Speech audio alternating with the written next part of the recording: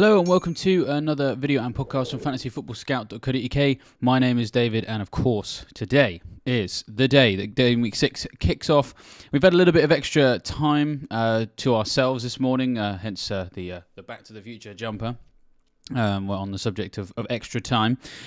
To make all of those decisions, of course, we've got ourselves a 1:30 deadline, which is quite nice because it just gives us extra time, as I already said, to find out what we're going to do with those big decisions. And I know that a lot of you are waiting on what we're going to do around Manchester City players. I think we're probably going to be okay with the players that we've got because there are just so many injuries. That's kind of the situation as we head into that deadline. So welcome to everybody in the chat. Congratulations to Flapjack, actually, of course, one of the hosts of Deadline Dilemmas and one of the Scoutcast boys as well, for being the first comment. So well done, Flapjack, for that particularly amazing achievement. And yeah, hello also to Super Lopez, Irish Eskimo 44, FPL Marshall. Everybody's in the chat. As ever, I always want to know where you're watching from, what time it is, because we just keep getting, it's a different deadline every single week. So yeah, tell me what time it is in your part of the world, and so we can just work out who is the person with the highest level of commitment to their FPL team. I've just had my lunch here in the UK, so if you've just been, fueling up for a big day of football, let me know what you had for lunch as well, because I love stuff like that. Before we get started on just the nitty-gritty of everything, I would be remiss in my duty if I didn't remind you that it is actually, despite being 58 minutes until the deadline, not too late to sign up for Fantasy Football Scout membership ahead of that Game Week 6 deadline. And get all sorts of good stuff. We're going to have a look at some tables in here, and if you've been enjoying some of the videos that look into the nitty-gritty of some numbers, then of course the members area is going to help you, and you need a membership for that. You can save up to 30% on those preseason prices still. So yeah, good news there. And a word also from our sponsor as well. If you weren't already aware, you can back up your FPL selections by betting on this week's most notable players on smarkets.com. Smarkets now allows you to bet on whether you think a player will get more or less than a certain number of points. For example, this week, if you think Marcus Rashford will get more or less than 6.5 points, you can bet on that. There are also head-to-head markets where you can bet on who you think will get the most points this week. Smarkets FPL markets are unique and allow you to win while playing FPL. We know not everyone gambles, which is why we take that very seriously. And of course, on our website, we have a filter so you can turn off ads for gambling. And for those of you who do enjoy it, do it responsibly and safely. There's more info about Smarkets in the description. You have to be over 18, and we encourage everybody to gamble responsibly and to be gambleaware.org. When the fun stops, stop. But the fun never stops just on planet Earth, right, when there's an FPL deadline. And thank you, everybody, for checking in with your location. We've got Heather tuning in from Ireland. Ades13 has got a Brighton early in Canada, Toronto specifically. It's 7:30 a.m. there. Conversely, Steve B, my favourite Australian who's always in the chat, it's 9:30 p.m.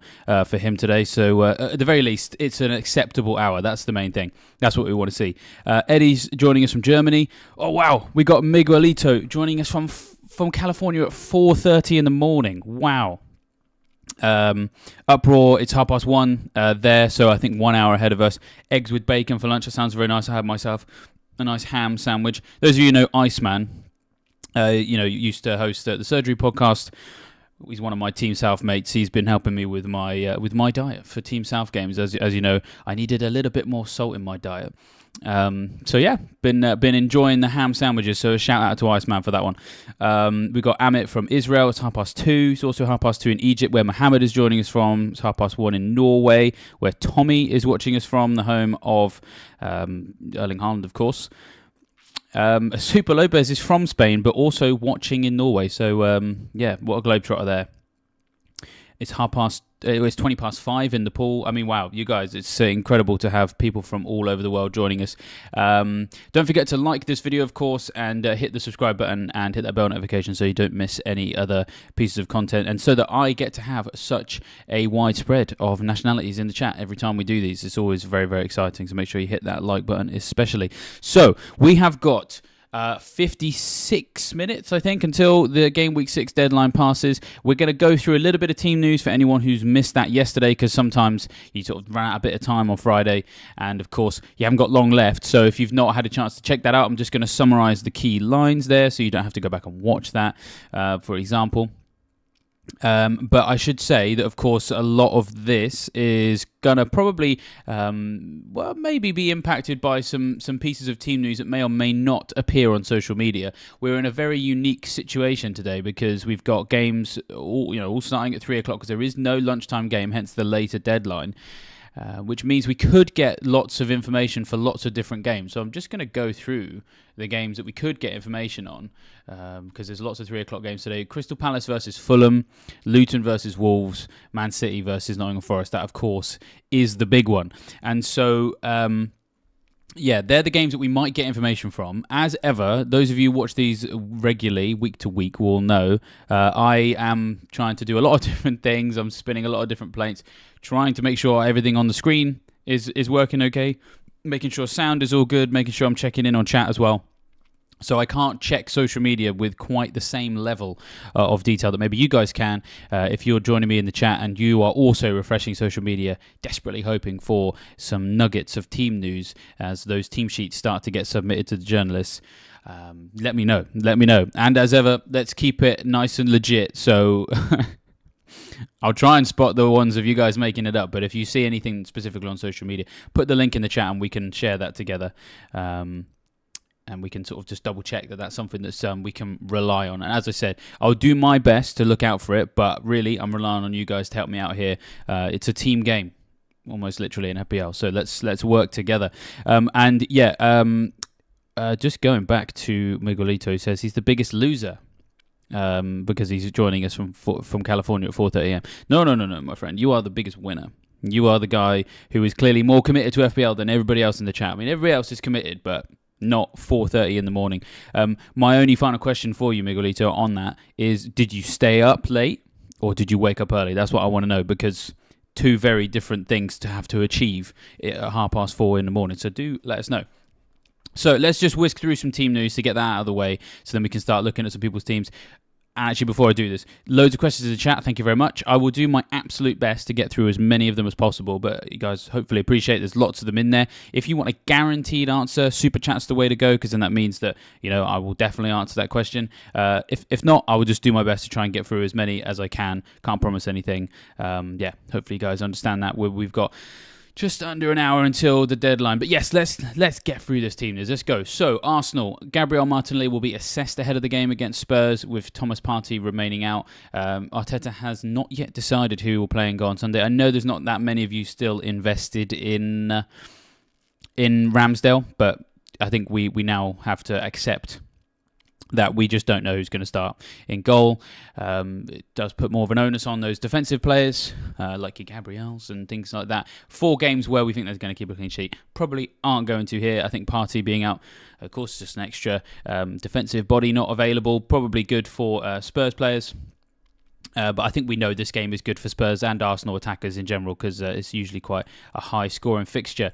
Now, Brighton probably is the most dangerous team for rotation this week, arguably more than Man City, because Man City just had 6 subs the other night, didn't they? And they're also not going to have Bernardo today, by the sounds of it. Brighton, who's going to start? Well, De Zerbi, when he was asked about changes, said, yes, there will be lots of them, which is exciting. Dunk and Ferguson will need some late calls. Ferguson obviously is going to be more of relevance to your FPL teams probably than Dunk. Those of you seeing this quote and being a bit worried about Estupinian, he was asked, De Zerbi, about the captaincy, because of course Dunk is the skipper and who would have the armband if he wasn't going to play, and he went through a list of 3 players. Off the top of my head, I can't remember who the other 2 were, but one of them was Estupinian. So we're kind of hoping that if Dunk is sort of like maybe not going to be around, that this lots of rotation isn't necessarily going to impact Estupinian. He of course didn't start and didn't even come on as a substitute last week, so fingers crossed he's already had his rest. I think a lot of people will be relying on Estupinian again today. If they benched him last week, this was an ample opportunity to bring him back. As Amit says, De Zerbi surpasses Arteta as the new Pep. Yep, I heartedly agree with you there. And confirmation from Miguelito that he woke up early, but I surf every morning, so I'm used to the early days. And cheers for the shout out. No problem. I mean, wow, he's getting up early, not just for FPL, but surfing as well. Hopefully you can surf the waves of some green arrows today, my friend. Right, let's move on to Burnley now. Now, I know not many of you that interested in Burnley. Of course, You've got this double game week coming up, but we're not really that fussed. They are playing Man United this week, and it is probably worth pointing out that Lyle Foster is not going to be around. We've got Cherlanov, Obafemi, and Ekdal also not available. Bayer limped out of game week 5, but it was cramp that was the reason for that, so he probably is coming back. Now, I'm not seeing that much from Burnley so far this season that suggests that Man United, can't get a result today. That, of course, is the 8 p.m. match. I think if you've got your Man United players, I think you definitely hold them for this one. But we had a question right up at the beginning. As I said, I'm going to get through the team news, then we'll jump into some questions. If you want a guaranteed answer, Super Chat's the way to go. About whether or not starting Onana or Areola was Super Lopez's question. Well, this right here is, in my opinion, the answer. I have been obviously critical of the United team in the last couple of days and their defence especially. However, Burnley haven't really hit the ground running from an offensive perspective in the Premier League so far this season, in my view. The stats aren't particularly good. Lyle Foster was by far and away their chief threat. He's not available. I think if United are going to eventually keep a clean sheet away from home against the Burnley side that are without their first choice striker, I do think that this is an opportunity to get that. Areola, of course, is playing Liverpool. And I think, we're going to look at my transfers in a minute, but there's obviously a lot of interest in that Liverpool attack. So while Areola may get a string of saves, and maybe United, there's a mistake and they concede a silly goal. Maybe that happens, but I just think on the balance of probability, I think Onana is probably worth at least one more start for this particular game, just based purely on the situation that Burnley find themselves in. Now, Chelsea, those of you who've been on social media this morning will see that the journalists really did ask Pochettino the wrong questions. I can only apologise for my colleagues in a broad sense. As someone who has worked in the sports journalism industry before, I promise you, if I'd have been in that press conference, or if I was the editor of a reporter I was sending there, I would say, first question you got to ask is about Chilwell. Sounds like that didn't happen. So, yeah, naughty journalists there. Despite the fact that they somehow ended up having a conversation about whether or not a green lemon was a lemon or a lime. Like it was as if it was like international break on Twitter, because I'm sure you guys know some of the silly conversations we end up talking about, whether or not it's bookshelves, board games, or Warhammer or whatever. I mean, that's what I'm responsible for in the international break. I can only apologise. But the point is, we need to know about Chilwell, and unfortunately, I don't think we're going to get any information about Chilwell, which is really frustrating. We did get some team news here. So Caicedo is going to be assessed. Brozier could return to the squad, which perhaps comes into the Jackson question, which there's a few in the chat already. So we'll come back to that. Let's talk about Jackson now. We obviously, the context really is Jackson versus Alvarez. I think we're fairly confident Alvarez is going to start today because of just the number of injuries that City have got. The thing about Jackson is I think he's going to start today. I think we have to be aware of the fact that Brozier could come back in today. So it's possible that maybe... Sorry, when I say today, I probably should be saying tomorrow, shouldn't I? Just double check this. Yeah, sorry, tomorrow is when Chelsea play Aston Villa. And so, there's an extra day as well that maybe Brozier has a bit of recovery. And... comes back into the squad. And because Jackson just hasn't played that well, I mean, he's had a lot of chances. The stats on Jackson aren't all bad because the number of shots he's having and the number of shots on target he's having are relatively solid. It's just that goal conversion rate. He can't seem to get them past the goalkeeper. I'm sure many of you have seen that very hilarious video of someone trying to increase the size of the goal at Bournemouth, and until his wayward shot actually ended up at the back net. I think they had to increase it by like 300%. It was quite laughable, really. Apparently, there's been some kind of conversation about his yellow cards because all 4 of them have been for dissent. So I guess Chelsea fans will be, hoping that he's going to get booked for a tackle instead of some late words to the referee instead. But I wouldn't be shocked. Just to bring it back to Brozier, if Jackson doesn't finish the game, because of the fact that Pochettino has probably been starting Jackson because he's just a little bit short. And in the forward department, that is an additional option coming in. Maybe just keeps Jackson on his toes, or to be honest, forget Jackson. Right? If you're the Chelsea manager, just adds a little bit more. Just ruthlessness to the attack, because they do need to start putting these chances they're creating in the back of the net. So it's worth keeping that in mind. There's questions about Watkins. There's questions about Alvarez as well as replacements for Jackson. Let's get through this team news, and we'll come back to that issue because obviously that is a big one. And obviously, the longer we leave it, the more likely we are to maybe get a little bit of team news, which might help answer some of these questions. Right, let's talk about Crystal Palace quickly. Some of you invested in their defence. I'm one of those geezers in the Crystal Palace camp for defence. I've got Anderson, for example. Some of you maybe still have Johnston. A little bit worried about him. We don't have any more confirmation about which goalkeeper is going to start this one.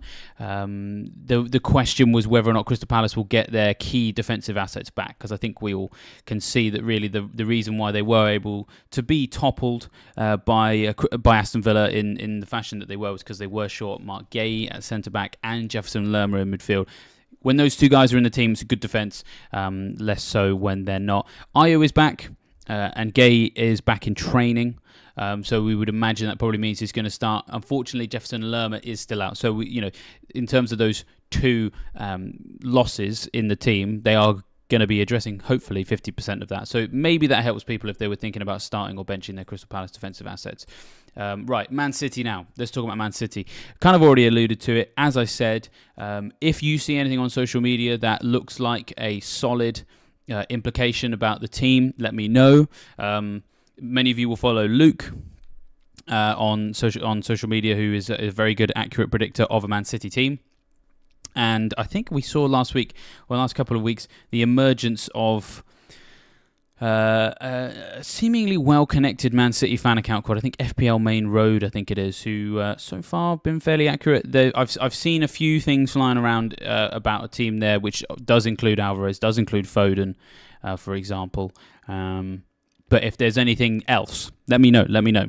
So, first things first, if there's any questions in the chat about Alvarez starting, I mean, I think I've got to be honest, I think even if we didn't have some slight indications about who was going to start today, I think most people would put, a fair amount on Alvarez starting, because we've got Bernardo Silva out for at least a week, according to Pep. We've got Grealish returning to training, and the quote is maybe he can play some minutes. So it'd be hard to imagine him featuring from the start.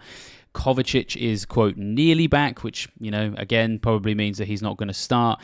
John Stones and Kevin De Bruyne still out. And so that just allows that spot that Alvarez plays in the Man City team to really be only fillable by him today. So that's kind of what I'm thinking. So while we're on that subject, let's talk a little bit about Jackson to Alvarez, what the options are. I have actually already done Jackson to Alvarez. We'll talk about my transfers in a minute, because I've actually broken one of my golden rules to do my transfers this week, because not only have I taken a hit, I also ended up doing transfers at probably the wrong time.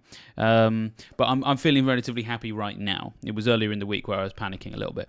So while we are here, let's just jump to my stats section. I've got a few tables for you guys to have a look at today. Let's have a look. So Jackson, so far this season, Jackson has had 16 shots in the box. Only Rashford, Visser, Edouard and Haaland have had more. And so Jackson, in his involvement against Aston Villa, I would expect him to have opportunities. I think if you're trying to make a decision about what to do with him, whether you keep him or you sell him, you have to acknowledge the fact that he probably is going to have opportunities. I think we kind of all know that, really. Let's move to shots on target. Oh, and also worth saying, just again comparing it with Alvarez. Let's actually double check how many, because I mean Alvarez is nowhere near really Jackson in terms of volume of shots on goal, which doesn't have to be a bad thing at all, because I mean he's a good player. I just need to find that information now, because he doesn't actually feature in the top 1, 2, 3, 4, 5. Yeah, we've got 3 players tied. Oh no, 6. That's the top 6. Alvarez had 11 shots in the box from 448 minutes. So actually, first things first, we're worried about the minutes. Alvarez has played more than Jackson so far this season. So it's 11. So Jackson is going to have more opportunities. In terms of big chances, Jackson does actually also get quite a lot of them. So he's been afforded 7 big chances. Only Haaland has been afforded more. Alvarez has just been afforded the 2. Then shots on target. We kind of referred to this already. Now where is he? He doesn't. I don't think he features on this one. Jackson, I think it's 6 shots on target so far. Yeah. So Jackson and Alvarez, both on 6 shots on target so far this season. Jackson's goal conversion rate obviously is 5.6%. Alvarez is 12.5%. And I suppose key lines there. I think Jackson at some point this season is going to explode. I think that's, I don't want to say inevitable, but I think likely, because a guy who's shooting that often, I don't want to be as mean as to say a stopped clock is broken. A stopped clock is correct twice a day, but the sheer volume of shots would suggest that at some point he's just going to have a game where that volume continues and they end up in the back of the net. Now, is that going to be against Aston Villa? It's hard to say that that's when it's going to be, to be honest. Let's just quickly jump to the season ticker. Aston Villa, not a particularly nice fixture right now. I think they're in good shape. However, Fulham away, game week 7. Burnley away, game week 8. Well, that is a nice fixture. Now, we've already seen Jackson do well against Luton, or rather get the 7 points. When he goes up against Fulham and Burnley, well, they are both in the bottom 7 so far this season for minutes per expected goals conceded. So you have to, I think, factor that in to whether or not you sell him. As I said, I've already done it, and actually, in the end, I had to do it in order to facilitate some other moves. And so I don't feel amazing about having sold Jackson in the end. It was kind of a utility move. You know, there were other things I wanted to do with my team, which I felt were going to benefit me moving forward. And this, I didn't feel like was a bad way to do it, because whilst I think Jackson has some potential, I do think Alvarez is going to do probably as good as, if not better than him over the next 3, because it's City, it's Alvarez. Because the one other thing we have to remember with Alvarez is that he is just considerably more likely to get assists. Jackson is really all about goals only. Alvarez is a bit behind him in terms of likelihood to score, just based on the volume of opportunities he's being given. But he's miles ahead of him on creativity. So 16 chances created by Alvarez so far this season, just the 4 for Jackson. Interestingly enough, only Pedro Neto has created more chances than Alvarez so far this season. So if you're looking for ways to differentiate between those two, I don't want to sit here and say you absolutely have to sell Jackson, you definitely have to get Alvarez. I also don't want to sit here and say you absolutely have to hold Jackson, don't waste him a transfer on moving him out. I think you've got to look at what else you've got going on in your team. As I said, in the end, I made the switch because of what else I was trying to do. But it's always just worth being aware of what these two players are going to bring you. Jackson, after this one, is going to bring you better fixtures. He is shooting more often than Alvarez. However, Alvarez has the form. Alvarez has a bit more ruthlessness as well. And there's also the fact that Alvarez is just more likely to get assists. And he's in a team with Erling Haaland. So the people he's assisting for, quite ruthless. So, yeah, I think that's the considerations you have to make with those players, those 2 specific players. So, yeah, hopefully that helps people with their decisions. I want you guys to make your own decisions, if that makes sense. I'm not going to sit here and tell you what the right or wrong call is on some of the ones that are, in my opinion, a little bit 50-50. So, yeah, all I can do is give you the information, and then hopefully that gives you guys the opportunity to make a decision in terms of what's right for yourself. Right, let's talk about Newcastle quickly. We're going to try and get rid of all this team news. Eddie Howe has confirmed that Joe Willock and Joe Linton are still sidelined. So unfortunately, we didn't get much indication about what impact the Champions League games were going to have on whether or not Trippier, Botman are going to start. I haven't actually seen too many questions about sort of like which Newcastle defenders to go for this game week. I think people are kind of like in a situation where it's based on what you need for your team. I've gone Botman. I could have gone Trippier, but as I said, other things I want to do with my team, which I'll talk about in just a second. Big Lou says already had Botman, but I've put Trippier. Is actually asking, do I put Trippier in for Chilwell for free? Well, Chilwell is another subject actually. We did talk about Jackson just now. Let's talk about Chilwell quickly because we've already kind of talked about the Chelsea team. No, sorry, I should have gone into it then. It's kind of a similar thing. I think it's kind of a similar thing in that you have to look at these fixtures. So we're on the subject of Newcastle. So yeah, why not? Let's talk about Trippier, Chilwell as a thing. I would be very shocked, I think, if Trippier didn't start this game week, because I think that he's a bit of a machine. I think he's, from what I'm hearing, is that he's not likely to miss This one, you might miss this EFL Cup game against City in midweek, which also, by the way, is when we think that Man City will get through some of their rotation that they need to do. So, yeah, that's the first thing. But then let's look at the fixtures again. Now, Sheffield United, Burnley, West Ham, and the next three for Newcastle, they are very nice. But we can't really overlook the fact that after this Villa game, Chelsea do go away to Fulham and away to Burnley as well. So, I think we have to consider those fixtures. And so the thing about Chilwell, I did a video on it earlier this week. It's only about 15 minutes long. So if this is if I start going into areas that don't impact your team and you really want to know the full whack on Chilwell, head to the YouTube channel and just find the transfer tips, keep or sell, Chilwell video. Give that a watch, because I'm able to go into a bit more detail there than I've got time for here. But basically, I think it all depends on whether or not we think he's going to start those 3 games. Because if he does, Chilwell has the potential to, in my opinion, go kind of nuclear, especially in really favourable fixtures, because he's very, very good at getting into lots of advanced positions. If he's going to start either at left back or at left wing, regardless of which two he's going to go into, he is going to be very advanced. He has been one of the most he's had the third highest, I think, penalty box touches amongst all Chelsea players this season.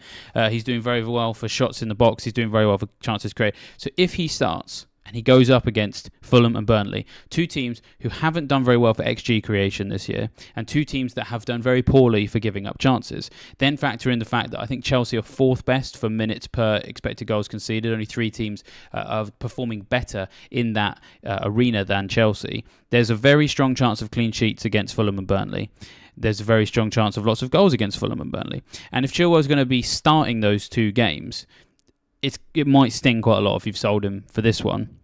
So what I'm actually doing, I'm benching Chilwell, because I think we've been thrown a bone here. I don't think, to be honest, there's much in the way of returns likely against Villa, because Villa are a very high XG creation team, so a clean sheet seems very unlikely, even against this Chelsea defence that has done better than I think people realise it has this season. Don't think there's much chance of a clean sheet. I also think that Villa are, in a relatively decent place defensively as well, so it's hard to sit here and say, Chilwell definitely gets attacking returns here. And unfortunately, as we already alluded to, he only really got asked about Lemons instead of Chilwell in the press conference, Pochettino that is, so we just don't know if he's going to start.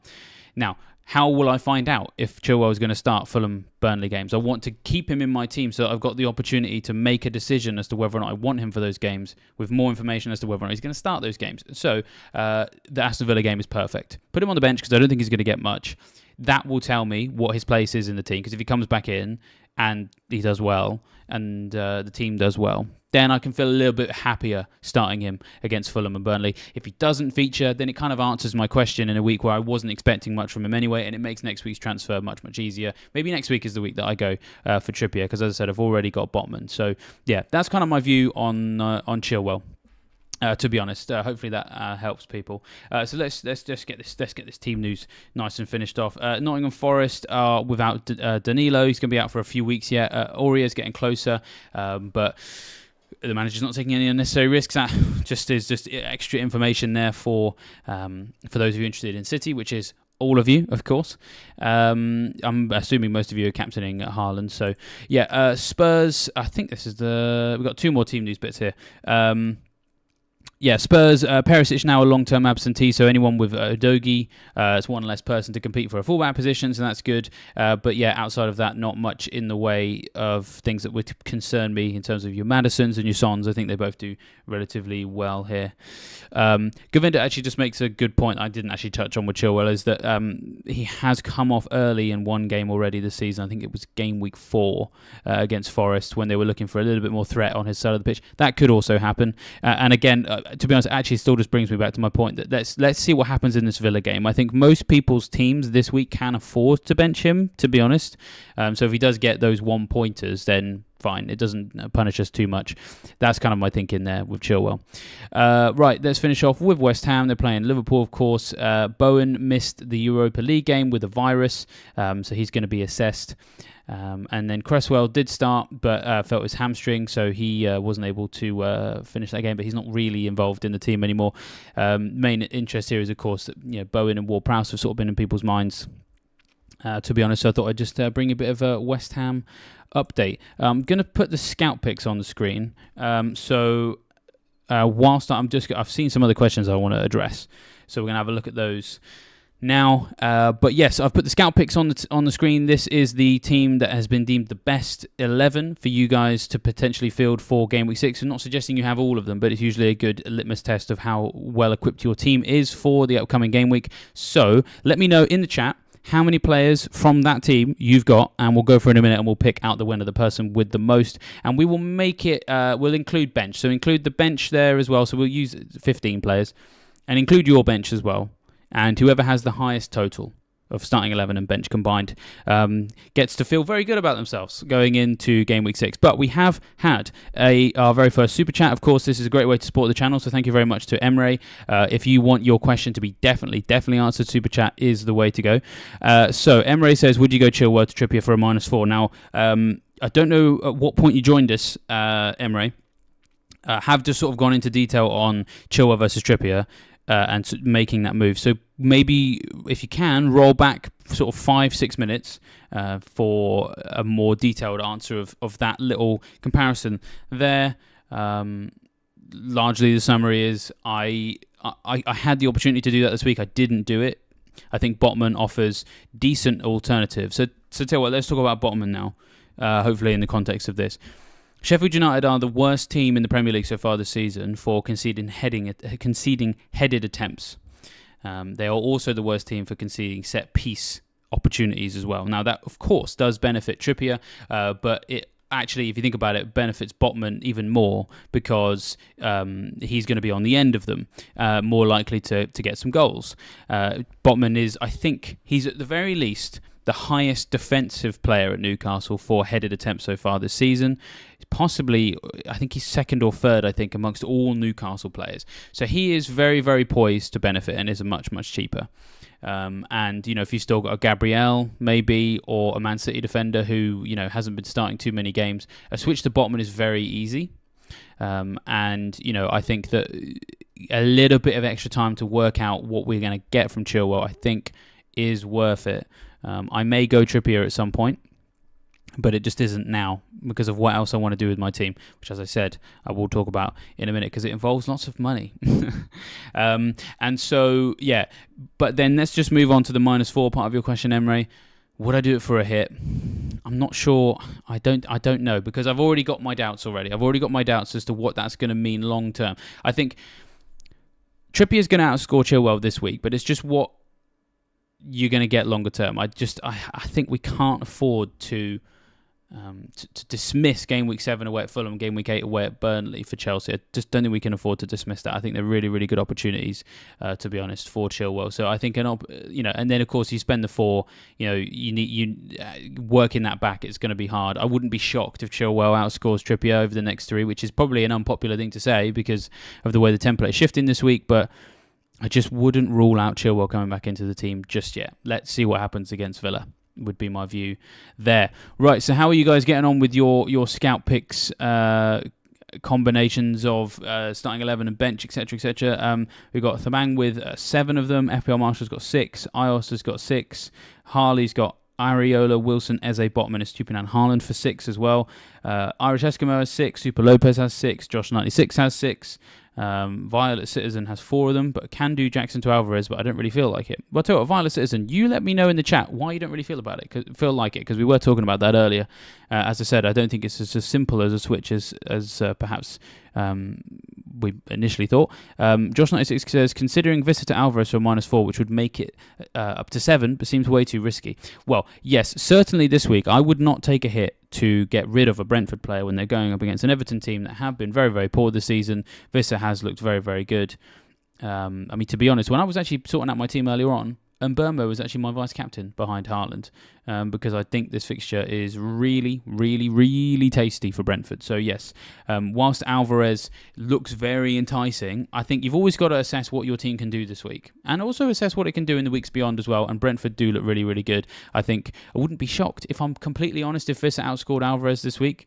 So yeah, I certainly wouldn't be taking a hit to remove Vista, that's for sure. So that sounds like some good thinking there, mate. I like that. Yeah, so Uproar's got 3. Oh, Uproar's got 4, actually. We got Steve B with 7 starting, 2 bench on wildcard. So, yeah, I think we got a tie-break between... who was it? It was Thabang, the first one, and the most recent one as well. We got Steve B currently... Oh, no, but there we go. There's Juan Luis, who's jumped in with 8 starters, so... Well done. Juan, if you could let us know which of those 8 players they are, because I would love to see how exciting your team is looking for Game Week 6. So, the scout picks then, I'll just read them off for the benefit of anyone who's listening to this rather than watching it. It's Flecken in goal, Akanji, Estupiñán, Botman, Rashford and Burmo, Eze and Salah, Wilson, Alvarez, Haaland up front, and then Areola, Kabore, Van Hecke and Adingra on the bench. That is the scout picks going into Game Week 6. As I've said already, if you've seen anything on social media in relation to the Man City or indeed the other games, like a Crystal Palace piece of information, do let us know. I am just having a quick refresh of one of my windows to see if I've missed anything important, because I want to be able to bring that to you if it has landed. There's a few sort of things flying around. Whether or not they're verifiable at this stage is hard to say. I've seen a few little tidbits in the chat, perhaps talking about, I think it was Diaz, and I think I've also seen suggestions about Doku as well. It's hard to work out whether or not they are legit yet. Because, I'm also trying to sort the stream. And Farah says, is Foden playing? I think he probably will play. But let's wait and see to see if anything comes out. Right, let's move on to some stats. I'd like to whisk through these as always, and then we'll take you to my team. So, who is the best defences so far after the first 6 game weeks? Well, and tell you what, this, by the way, is why Chelsea and sort of holding Chilwell is not necessarily like an awful thing to do. Chelsea's defence actually has been fairly good compared to others so far this season. So, the best teams for fewest big chances conceded, Arsenal and Newcastle tying for best. So, of course, Newcastle defensive investment makes a lot of sense. Man City, 3rd best. We've got Brentford and Chelsea joint 4th best for that. So, anyone with a Brentford defender or goalkeeper, perhaps I think Flecken is an easy one this week. If you're looking for a new goalie, whether you're wildcarding or you just got the luxury to do it, I think Flecken is the way to go. Chelsea defence hasn't been awful, and I do think they're going to keep some clean sheets over the next couple, because those fixtures they've got coming up, Burnley and Fulham, have not really been troubling other defences. Let's have a look at the worst teams for defence so far. Fulham, Sheffield United, Bournemouth and Luton, but also West Ham. So if I'm in an iron over Salah, West Ham have been conceding XG at quite a fast rate. They've got the 5th fastest minutes per expected goals conceded rate so far this season, which is encouraging for those of us looking at Salah, which may or may not include this guy, which we'll have a look at in a minute. In terms of creativity, there he is. There's the man himself. If you haven't had a chance to check out last week's stats of the day, what we've really discovered so far this season is that Salah really has ramped up his creative potential this year. It is annoying that there's lots of other potential goal scorers in this Liverpool team, which can sometimes take the goals away from him because he's not shooting as often as he was. But he is very, very creative, got lots of ruthless players around him. I think Salah is going to make up for that slight dip in goal threat for a big, big jump in assist threat. Now, if you're looking at getting rid of a United player, well, I don't think this is the week to do it. I've just shown you the stats for Burnley. They've been conceding chances at a very alarming rate. Bruno Fernandes still very much up there for creativity. Fingers crossed Højlund can sort of find his feet a little bit for United if Rashford is given the opportunity to, of course, play a lot more on that left wing. That's beneficial. And let's move on to shots in the box then, where, Rashford, 18 shots in the box so far this season, which is really, really good. Nice to see. Level, actually, with Vissa. So, obviously, that question we just had about Vissa to Alvarez, here's just continued confirmation that Vissa really does love having a shot, especially in the box. He's had 18 shots in the box as well. Only Edouard and Haaland have had more efforts inside the box than him so far this season. Now, there was a question. I can't remember who it was. Although, actually, I've now just seen Kaido pop something similar in the chat. Watkins to Edouard, Saka or Bruno to Salah? Question mark. Well, Edouard does look good. I think that out of your moves there, Saka or Bruno, I wouldn't get rid of Saka or Bruno this week, to be honest. I do think that getting Salah at some point is worth doing, but I think Saka and Bruno both just have fixtures that are too good this week to ignore. Watkins to Edouard, I mean, there's potential for that to pay off. I think Edouard is in good form. The thing about Watkins is that his stats, I think, also look good. And let's just go back to the season ticket. My way of answering that question for you, to be honest, is probably to think about what kind of move you want to do. Do you want to do something short term? Do you want to do something long term? I think that Aston Villa's fixtures, when you get to game week 8 onwards, they're so good that you need to have Watkins or Diaby in your team. Now, over the next 2, Crystal Palace sort of have an advantage. They do have Fulham this week, but they do go away to United next week, and surely at some point United are going to start improving. Whereas, you got Chelsea and Brighton for Villa, which are slightly harder fixtures. But yeah, when you get to game week 8, Crystal Palace's fixtures, they've got to face Newcastle and Spurs in 2 games in that 4-game run between 8 and 11, whereas Villa get Wolves, West Ham, Luton, Forest. So you could maybe do Watkins to Edouard, and then for game week 8, perhaps move one of your midfielders onto Diaby. But as I said, I always find it very, very difficult to sell players who I think are going to do quite well. Watkins is very persistent so far this season. He hasn't got as many goals as he would like, but they're going to come. They're going to come at some point. So it's just about trying to time that just right to make sure that you're invested in the Villa attack when it's going to get good goals in those fixtures. Here are how people are getting on for shots on target. Haaland, Maddison, Ferguson, top 3. But yeah, I mean, the stats on Edouard, I said were good. Here is for continued confirmation. Only 3 players have had more shots on target than Edouard so far this season. 5 big chances as well. He's playing most games too. 422 minutes. He seems to have... There was a time when we weren't sure if it was Edouard or Mateta who was like the number 1 centre-forward at Crystal Palace, but those days are long gone. It's definitely Edouard now. So he's a good differential as well. He's not owned by particularly many. And then also it's worth pointing out on this table of players doing well for shots on target, Mohamed Salah is the highest Liverpool player for shots on target. So whilst it might feel like the goals are a little bit more shared at Liverpool this year and he's not scoring as many of them as he used to, he is still technically, in my opinion, the one who is most likely to score, even if it's slightly less than you were used to for him specifically, because he is behind only Diaz for shots in the box. Among Liverpool players, he's behind only Nunez for big chances. But Diaz isn't having that many big chances. Nunez isn't having that many shots on target because it's Nunez. And so then, Salah is ahead of all of them for shots on target, which I think is worth being aware of. As I said, we'll have a look at my team in a minute. It's all set and ready to go in quite a rare fashion. Normally I'm waiting for something up until deadline, but actually today it's all ready and raring to go based off some of these numbers. Russell Baker, thank you very much for the super chat, the £2 super chat. It's a great way to support the channel. We really appreciate that. Keeps the lights on, etc. Sell Chilwell or Salah to Botman. I've already got Gusto and Estupiñán. To be honest, I think I'd be more interested in selling Salah. Let's just go back to the fixtures, because I've already kind of... I don't know if you've managed to catch all of the stream, Russell, but we sort of largely talked about the fact that I think that I don't want to be so quick to sell Chilwell, because I think let's just focus in again on these fixtures, Fulham and Burnley, game week 7 and 8. I think if we have an inkling that he's going to start those games, could be some big hauls there. Do I get the same feeling for Salah? Well, let's have a look.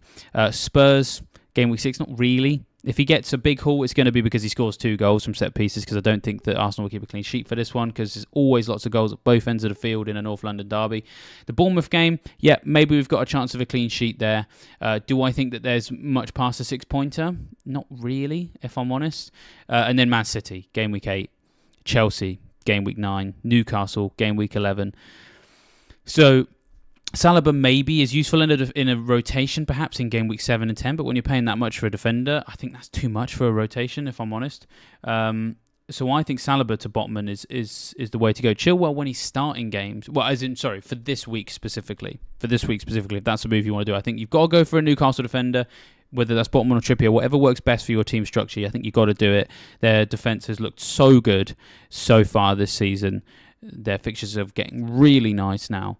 Their defensive numbers, they've recorded that, even facing some really tough teams. So we got to get invested. That's for sure. But it's just how we do that. And I think that Chilwell, maybe this time next week, we know that Chilwell is a hard sell because he's not started the Villa game, or maybe he started the Villa game and he came off in the 55th minute because it just wasn't working. If those things happen, then I think Chilwell to a Trippier makes more sense like next week. But this week, I think Saliba, I would look at him and think, I'm not going to use him that often in the next couple of weeks. Chilwell, I might do if the chips fall in a certain direction. So hopefully that helps. I would go Salah to Botman with your choices there. Let me know if that's helpful for you. Right, I keep talking about my team, and I've been very cryptic about it. So let's actually show you what it's looking like for Game Week 6. And fingers crossed, this is going to show up properly. There we go.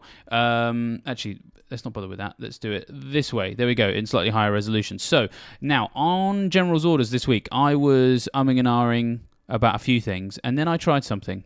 And it seemed very dangerous because I was able to, for free, absolutely free, do Gabriel to Botman and Foden to Salah. I had 2 free transfers. It was going to work exactly. Now, I've been following the price changes this week because I was kind of hoping that they wouldn't be any more price changes, because then I could do that and it would leave me 0 in the bank. Now, unfortunately, the predictors didn't expect Botman to go up on the day that he did, so I woke up one morning this week and saw that Botman had gone up, and I was like, oh no, right, so that means I'm now 0.1 short of doing that. And so I ended up in a situation where I thought, okay, I like what I can do with this in my team. I'm gonna have to do Jackson to Alvarez now if I want to make that move happen, and so it ended up being a -4 for that. Now, that was my plans. My plans were, it was originally just to do the 2 and then see how I feel about Jackson Alvarez on Saturday morning. Then it became, okay, I'm gonna have to sell Jackson to get Alvarez in order to get Botman and Salah in for Gabriel and Foden. And then I checked the price changes last night and saw there was a possibility that Gabriel comes down. There was a possibility, I think, of Jackson going down and Alvarez going up again. And I thought, oh, okay. And at that point, even one of those integers changing would mean I would be even locked out of the 3 moves there, the -4. And it's funny I'm saying this. If you watch General's orders this week, I was sat there going, I haven't been paying attention to the price changes this week. I won't be making moves around the price changes. That's exactly what I ended up doing. Because I realised that the fact that Botman had gone up when I think it wasn't predicted that he would just got me a bit nervous about some of the algorithms. About worst case scenario was it was going to go up and I wasn't going to be able to do the moves. And I didn't want to get locked out of it. And I kind of felt, I haven't used my wildcard yet. It's still relatively early in the season. If this does backfire, I can still fix it. And so I did a very un-David Monday thing. And I did not wait for the extra information. I made 3 transfers all in one night, all in an attempt to beat the price rises. And yeah, I did it. So Gabriel to Botman, I did Foden to Salah, and I did Jackson to Alvarez. Now, I don't dislike my team now. I'm not too upset. You will see that I got Chilwell on the bench there, for example. I think I'm happy to hold on to him and see what happens next week. I do have no money in the bank left over, so it does mean when I sell Chilwell, if I have to sell Chilwell, then I'm not going to be able to go directly to Trippier, so I may need to work out what I'm doing there if Trippier becomes super, super essential. But yeah, I'm not unhappy here because I think that having Alvarez, it puts me in the same boat as a lot of people, so I feel largely protected there. I think enough people have sold Jackson that even if he goes big this week, I'm not going to feel too upset because he did enough to get sold. And sometimes this just happens. You sell someone when their numbers indicate maybe they're going to go big, but they're just not reliable yet, and that's when it happens, is when you sell them. I'm quite used to that feeling. But I feel really, really good about having Salah back in the team. I did start the season with Salah. One of the reasons why I was able to do this move was, of course, because I sold them a couple of weeks ago.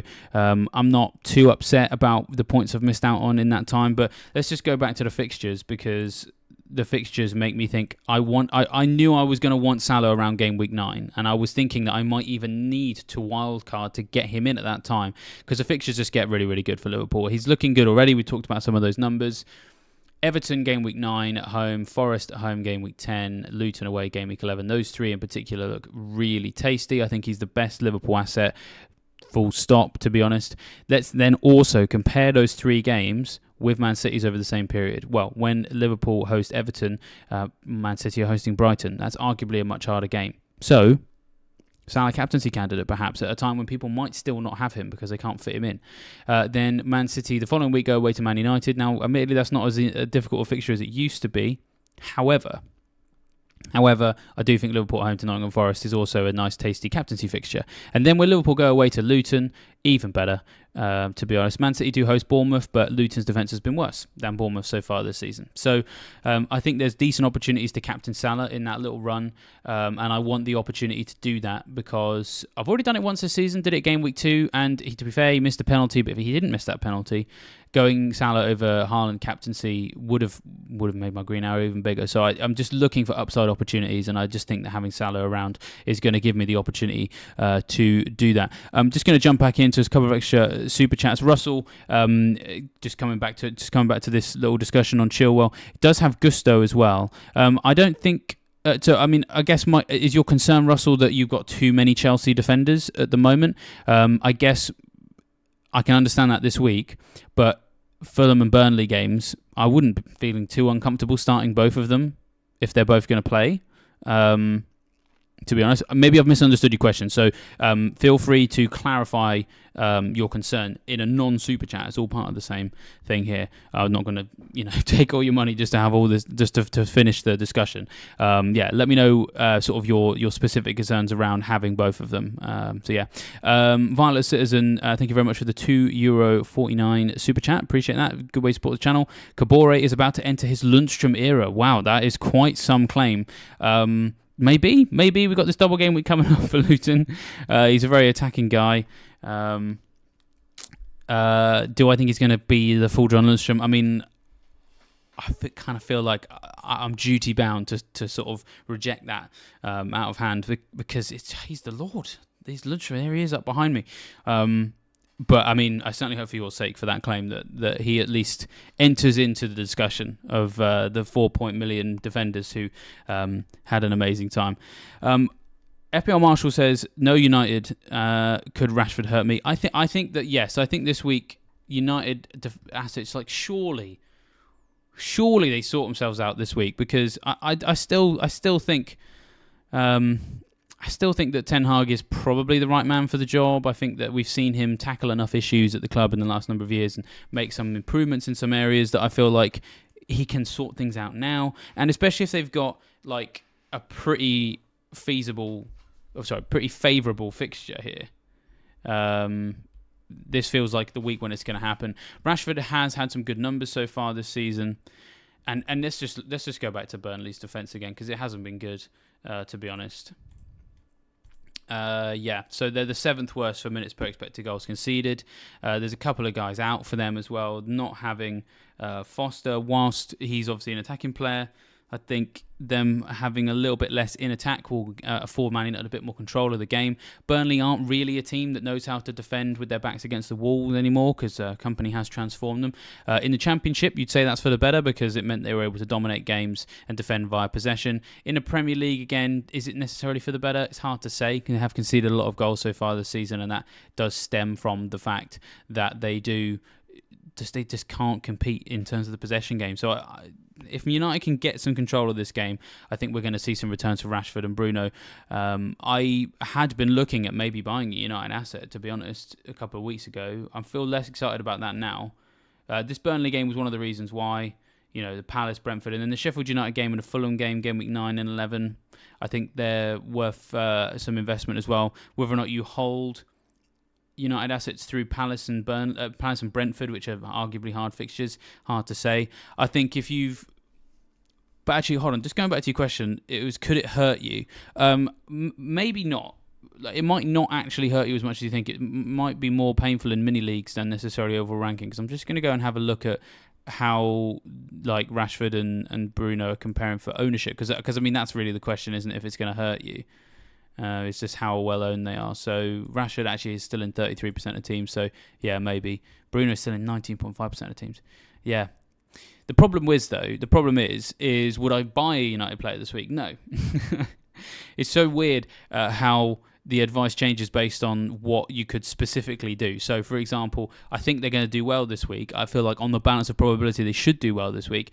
So if I had a United player, like, I would hold him. But would I buy one? Well, not really, because they haven't done enough to convince me enough to part ways with a transfer for that. So that, hopefully, answers that question there. Russell is back again. He's just going to clarify. So Saliba away to Bournemouth is okay, and I would sell him a bit later. Chilwell due another drop. All of a sudden, team value is a concern. I may play Gusto and sell Saliba after Bournemouth. Yeah, it's not a bad idea actually. Yeah. As I said, I of the fixtures, I do think that Arsenal can keep a clean sheet against Bournemouth. I'm just trying to find your original question. Sell Chilwell or Salah to Botman. Yeah, I guess it depends who you also have on your bench. I don't know. I still like Chilwell over the next three. Dan Saliba, I think. Maybe I'm wrong. I don't know, but I just think we have to give Chilwell the opportunity to confirm his place in the team with this Villa game. That's kind of how I see it. Uproar says, David, do you think Johnston will start? I've also brought in Edouard for Jackson instead of Alvarez. Oh, nice. I like that. Fingers crossed for you today on that one, because I do think Edouard is a good differential that people probably avoid. Do I think Johnston is going to start for Crystal Palace? I have no idea. So what I'm going to do is I'm going to take you to the people who are literally paid to have some idea. And maybe that will help. The Fantasy Football Scout editorial team, of course, put together the predicted lineups page. If you've not seen this predicted lineups page before, do head to the website. Maybe now. You've got 5 minutes. If you weren't aware of it, bookmark this and make sure you're checking it every day of the week because it is very, very useful. Because Neil and Tom and Mark, they spend literally 8 hours a day kind of investigating every single lineup in the Premier League and working out which is they feel the most likely lineup for any given game. It's always, it's caveated with the fact that it is a prediction. We don't know for certain, but these guys have a really, really good record. When you compare the Fantasy Football Scout Team News predicted lineups with every other predicted lineup service out there, every season, without fail, Scouts has the highest success percentage and what they've got. So as I said, this is really about them rather than me. And I'm just sort of showing you this page if you weren't already aware. We got Johnston down to start this one. The Henderson thing is annoying. We would anticipate he's probably going to come in at some point. Why else would he go to Palace? But Johnston hasn't exactly done much to lose the jersey so far. He has done very well. So that is who the editorial team have gone with to start. And if there's any other questions in the chat, I will do my best to answer them where possible. As I said, Super Chat is the best way to guarantee that you get an answer. If you've got a question about starting, as in who's going to start specific Premier League games, if you've still got some time, head to the website, scroll through this, and I would. There are worse ways to sort your team out than to use the team news page. Even at this late stage, it's still very, very useful, and it's very, very useful on Fridays, especially because that's when it gets topped up with all of the information that we get from managers in the press conferences. Right, we got 3 minutes to go. So before we do anything else, I'm very selfishly just going to double check that my team is actually locked, because the last thing I want to do is carry on with the stream and not double check that my team is ready to go. So I'm just going to do that now. And don't worry, you can see it live on the screen. So it's Flecken in goal, Stupinan, Botman, Cash, Mbeumo, Maddison, Diaby, Salah, Saka, Alvarez, Haaland captaincy. We've got Mbeumo as the vice captain. I've got Chilwell first sub, Anderson second sub, and Archer third sub. Now Archer I think is decent, but I just think the Newcastle game, it's hard to sort of predict too many in the way of attacking returns. Before I go any further, I'm just going to double check a couple of things. Anderson versus Chilwell. Who do I think has the highest points ceilings? Probably Chilwell. Just checking their attacking returns. Yeah, definitely Chilwell. And of course, Chelsea's defence has looked a bit better this season as well. So yeah, I'm going to go with Chilwell first sub. I think. No, I'm not. Anderson has higher expected minutes and has a better fixture. It's a good job I checked this. Because actually, I think Anderson is less likely to punish me with a 1-pointer off the bench than Chilwell is this week. In other weeks, maybe not. And actually, Russell. Oh, giving it back. I love this. Thank you, Russell. He's a Crystal Palace fan.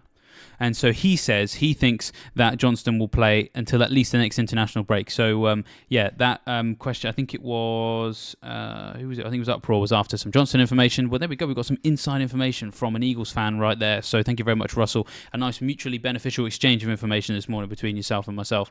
Thank you very much for that. Right, we've got a minute to go. Riley says, is it worth a -4 to go Watkins to Alvarez?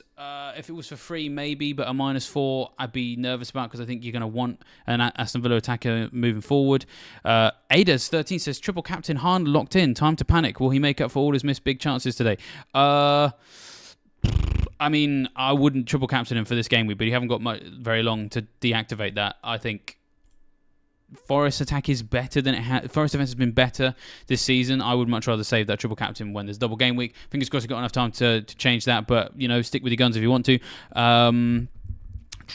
Any other questions? Henrik says Saliba or Tarkowski to start in game week 6. I would go Saliba, I guess, because I think Everton are just going to get trounced by Brentford. And there we go. There goes the deadline. It is 1:30. Give yourselves a pat on the back, everybody. We managed to get ourselves to the deadline, I think, fingers crossed, relatively unscathed. My team is definitely locked in, and hopefully that late switch of first sub will help. Always do due diligence there. I saw a few little bits and bobs flying around about maybe Doku starting and Diaz starting for Man City, but it doesn't appear to be one of those days where we were all hanging on that information. I think if there was indications that Alvarez wasn't going to start, I think we would know by now. And also, let's be honest, I think we know he's going to start because they're just short of the options there. So, yeah, well done everybody for getting through that. We have got now, I think we've got half an hour till we get the team news for those 3 o'clock games where we'll get confirmation of who's in goal for Crystal Palace. Fingers crossed that Eagles fan Russell was on the money for that, especially for the sake of Uproar's team.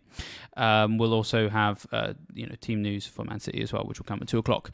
Then the fixtures today are a bit weird. They're on the screen actually. If I just scroll down. We got a 5:30 game. That is Brentford versus Everton. And we've got an 8 o'clock game. We've got Burnley versus Man United, which is on 8 o'clock, which is, of course, an opportunity for me to advertise that tonight we have got another episode of Stats of the Day. Karam is on holiday again. He's taking some time, which he thoroughly deserves. So those of you who are Karam fans, I do apologise. You're stuck with me again tonight. That's going to be at 8:30. And, of course, that is going to be while Burnley are playing Man United. So those of you who do tune in live, I'm going to be very, very grateful that you chose me over Burnley versus Man United, or maybe you might be second screening me. Let me know later on. But that's going to be 8:30 UK time, British summer time.